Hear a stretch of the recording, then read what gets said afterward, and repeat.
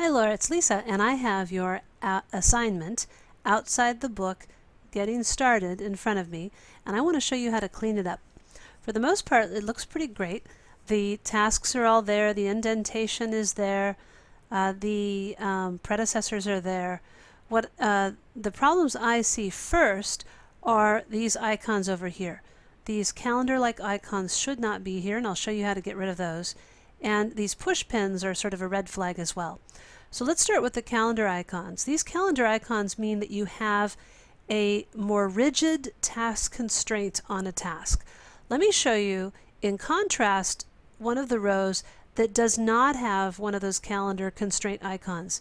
If I double click on it, you can see on the Advanced tab here that the default constraint type is as soon as possible. This is the most flexible, and ideally, whenever possible, that's what you want, unless you need to deliberately put something more rigid on. So if I want to remove these, what I do is I double click on the row to get this task information dialog box.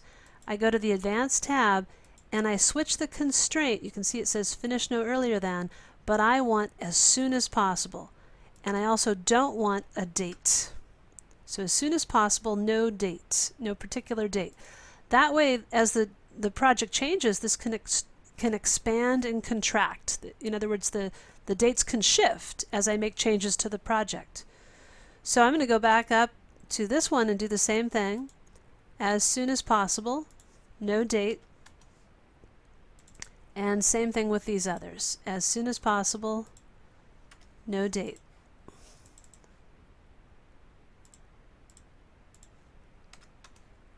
And the last two. Advanced tab, as soon as possible, no date.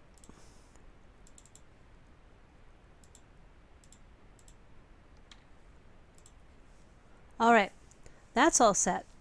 Now the next thing I see is that some of these icons here are blue bars, which means they're in auto schedule mode, and some of them, like this one and this one, have those push pin icons, which means manually scheduled mode. And we want all the tasks to always be in auto schedule mode. So if this happens, you simply click on the task, come up to the ribbon area, I'm on the task tab, click that auto schedule button. And I'm going to do that here as well. So if this ever happens while you're working, just constantly be checking and switch it back. Now here's a little extra one here. I'm going to right click on that row and say delete task. Okay. There's a couple of other minor things. So for example, I believe this duration should actually be 3 days. So I'll click on 3. Okay. And then it looks pretty good. The durations are all set here. I noticed that the date is January 21st, and the instructions said that it should be set to January 7th. So let's go take a look at that. So to change the date, you want to go to Project, Project Information. Remember, you're never typing dates here. To get these dates, to get the overall start date, you go up to the Project tab, Project Information button, and to get the rest of these dates, you just make sure your durations, your indentation, and your linking are all set. So since this is the overall project start date, I'm going to go to Project Information, and I'm going to change the start date to the 7th of January. And then I'll click OK. Okay, getting better, but we still have a couple of dates that don't line up. So what I'm doing is I'm looking at the screenshot solution.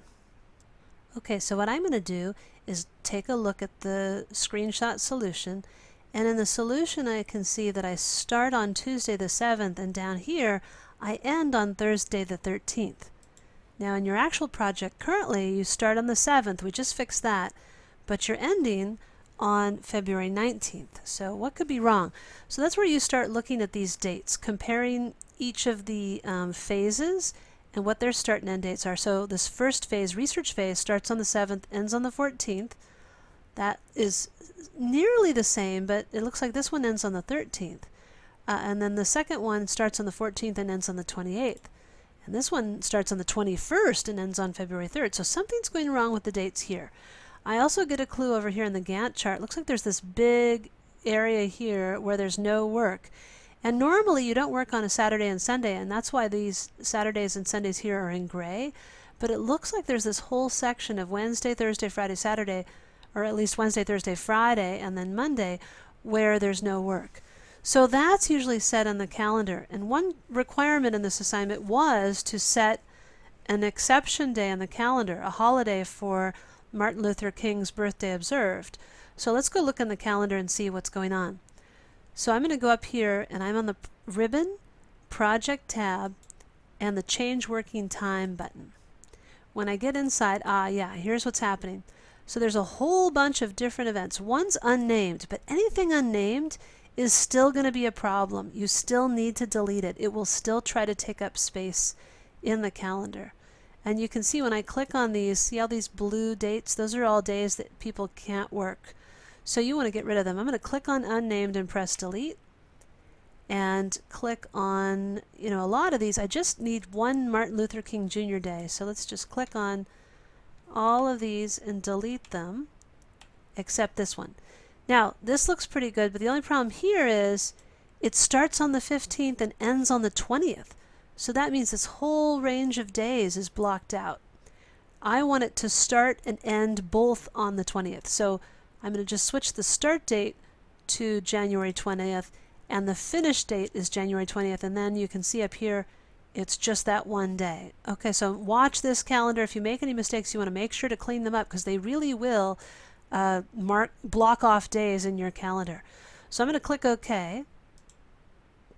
And now it's perfect. Everything's all lined up. Starts on the 7th, ends on the 13th. It's absolutely perfect. So go ahead and make those changes, and once you've got them, go ahead and save the file and resubmit for full credit, because these are the fundamentals, and I want everyone to just make sure they feel really comfortable with these fundamentals. All right, that's it. If you've got any questions, let me know. Talk to you soon.